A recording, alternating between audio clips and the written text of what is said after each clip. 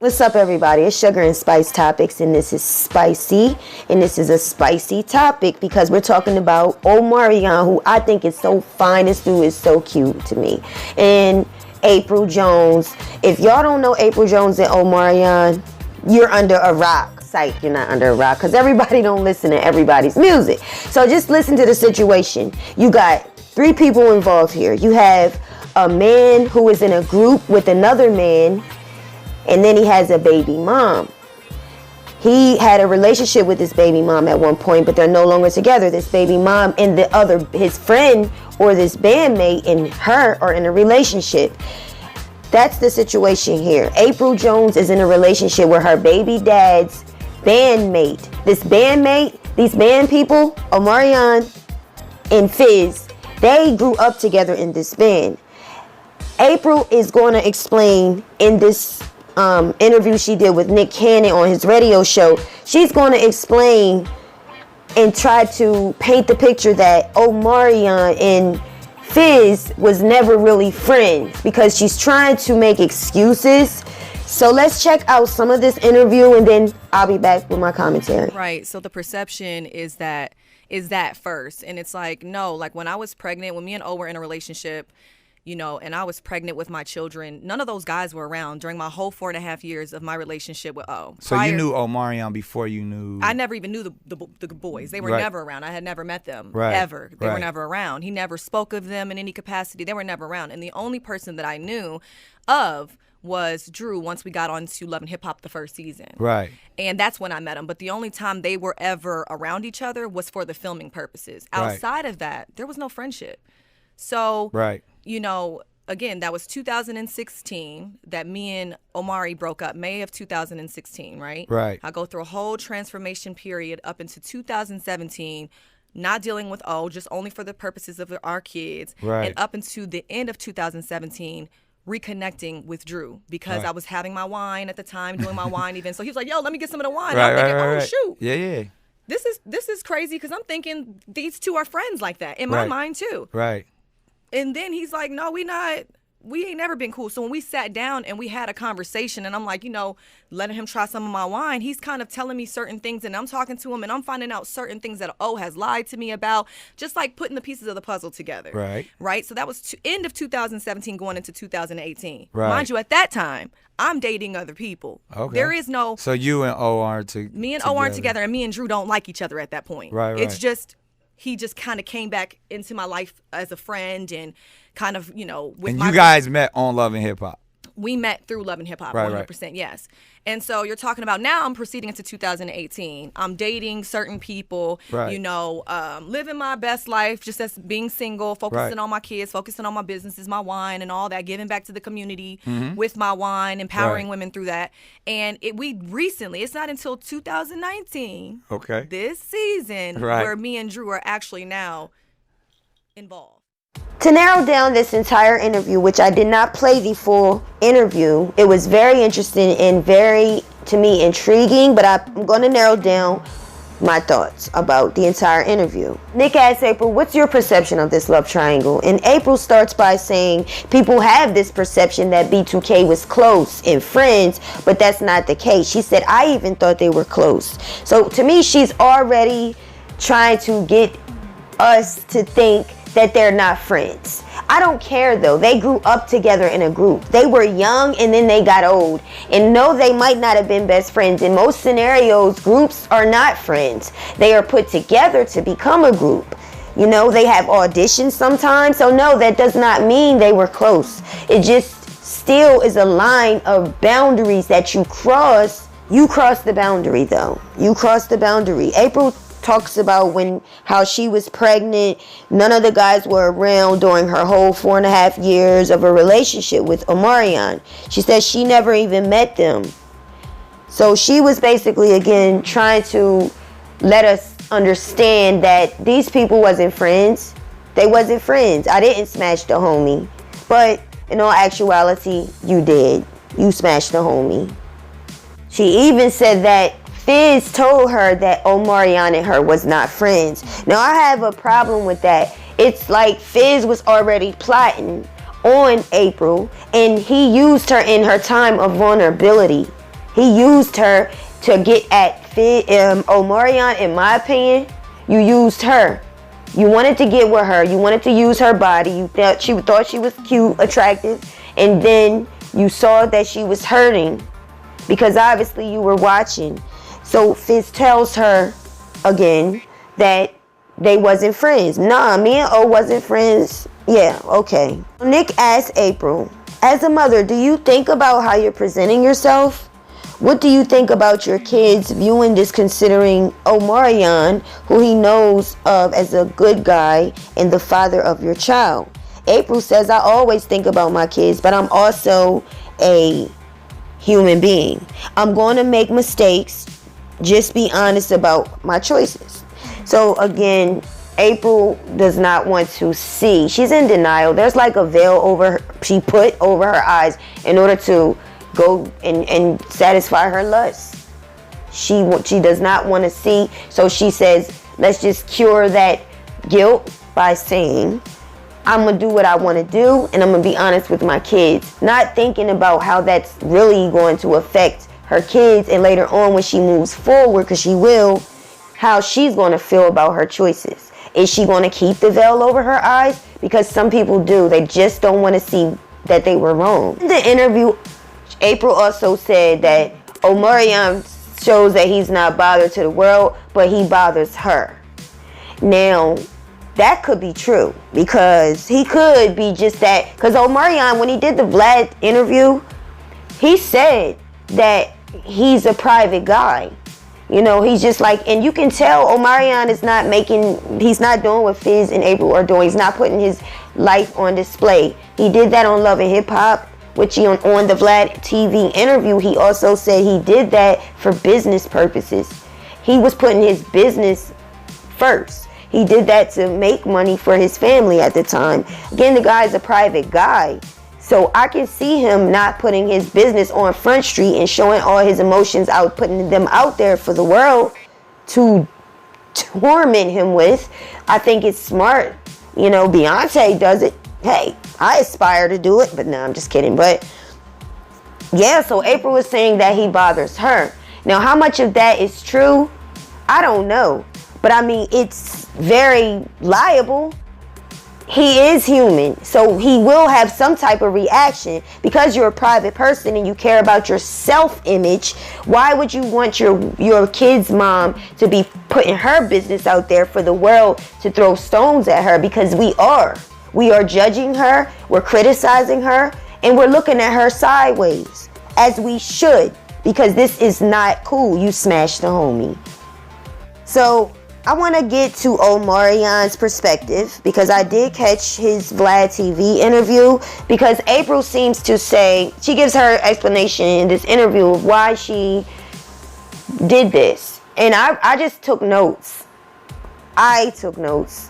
And just so I can know for myself. Now I want to hear Omarion's perspective on his relationship and how he sees it, how he sees the relationship ended, how do he see her. I kind of wanted to get an idea, so I went over to Vlad, and this is what I found. I heard Omarion say when he talked about his career, because that's what the focus was on, his business. He said that during the course of B2K, when things were coming to a head and the group was about to break up, he said that he saw an interview that Raz, Fizz, and Boogie, what's his name? Yeah. They did an interview with Big Baby, and they were talking about him. And he says that wasn't cool to him. It was like the group, he said management was taking him out of the scenario, which he didn't see it at the time. They were wanting to work with Omarion because of his talent. Omarion was the lead singer of B2K. So I can imagine the group feeling like they were going to lose. Like, we lacking because they want you. There could have been some type of envy, or there just could have been that they felt like Omarion was leaving like Beyonce left Destiny's Child. People are going to get hurt because this is your means of making money. This is fun to you. This is you using your skill, your B2K, and now the group is breaking up, but yet Omarion's still getting the deal. It feels like I'm being bamboozled. So I can imagine they felt some feelings towards Omarion. But hey, is it his fault? Like, life, we got to deal with life. So, TV asked Omarion, how did love and hip hop affect your relationship? And Omarion says, first of all, I'm a private person. He says the show was good. It was a good platform for him because it introduced people into his world a little bit. At that time, he was recording for the label.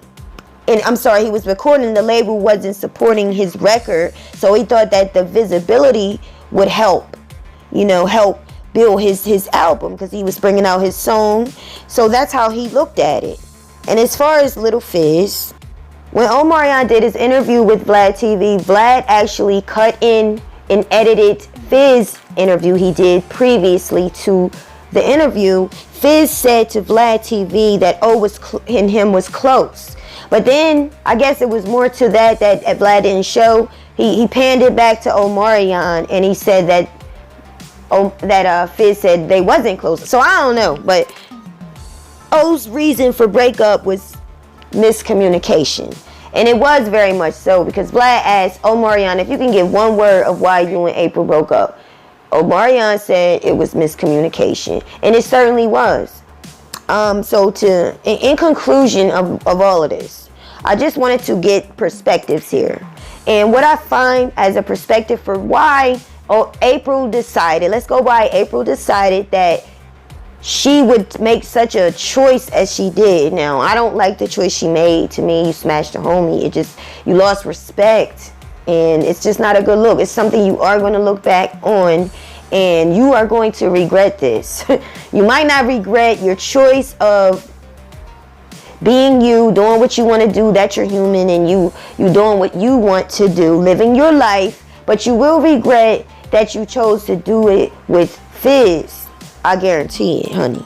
Because you going to find another man, girl. You are too mature, too beautiful, and too confident. You will not be with Fizz. Fizz ain't even, And I saw a sneak peek of Love and Hip Hop because I don't watch the crap. But I saw it.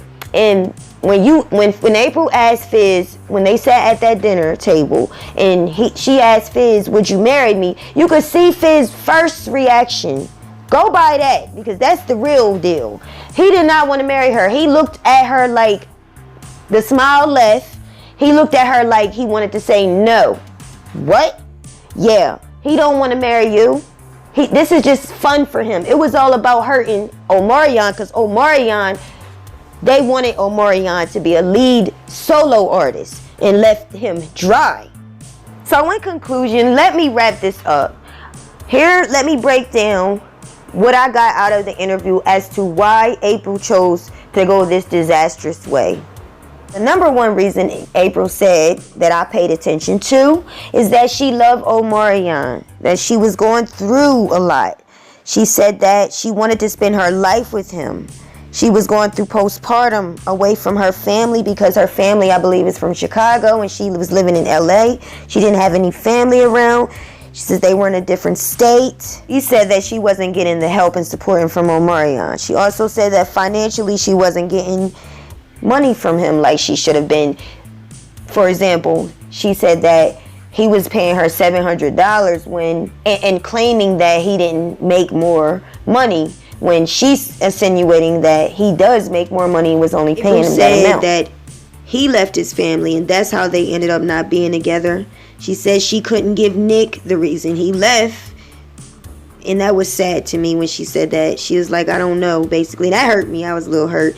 And I'm sorry, Omarion, but that hurt me. As a woman, I understand. She said that he left the household and told her that he needed a break. Now, this is not abnormal. I've been told I need a break too. And to me, that sounds like you want to break up. You're going to do you. You don't want me no more. Like, that just translate a whole different thing than Omarion meant. That's why he said Omarion said the reason that he could give was miscommunication. And yes, because if you tell me you want a break, that means you want somebody else. To me, you don't want me. That's what it says now. But anyway, she also said because O wasn't communicating. And I say, why? I wonder why. Said he was not doing or giving her anything. This is her reason, in my opinion, of why she was angry and I think hurt and messed with his his homie. You know, she could say all she want to say, but that's his homie. He knew her. He knew him. Knew Fizz before he knew Apryl, as far as I understand. So that's the homie. So Nick asked Apryl, was she a little jealous? Is that the reason why you messed with his boy? And Apryl was like, no, I'm not. And actually, I want the best for him. I want him to find another woman. Now, that don't sound like a woman that's jealous. But it doesn't. Because usually when somebody tell you find another person, that's because you got another person. And you don't know how it feels until I get one. So if Omarion gets another woman, that's when we'll really know if she's over him like she says she is. As far as the fact that the world is saying that Omarion is unbothered, Apryl says that he is bothered and that he bothers her. This is how. She said that he served her papers, child support papers, on Mother's Day. She said she didn't. She wasn't going to. Omarion served her child support papers, and that he 1099 her, sending the IRS after her, saying that she worked for his company. So behind the scenes, he is about that bothered life. And that's that, people. That is that. And that's why I feel that there's a lot of reasons why she messed with the homie. It wasn't just she fell in love with the dude that was there when Omarion wasn't there. And it was that she felt like Omarion was ignoring her. And women, we don't like being ignored. We want to be heard, okay? You may not do everything we want you to do. We won't leave you for that. We will leave you when you don't listen to us. Because you will turn a woman bitter towards you and resentful towards you if you do not hear her. If she tells you she don't like this, then you better change it. If she tells you that she needs this, then you better start acting, because she'll get sick of it. And it depending on the way you make her feel ignored, if you purposely make her feel like you don't care about her feelings, she might do something like this. So just treat people right. I think Omarion is a very respectful guy. I don't know him in no personal relationship. We don't know him. The thing Nick asked was, so, is your current relationship the best for your children? Apryl surprisingly said no to me.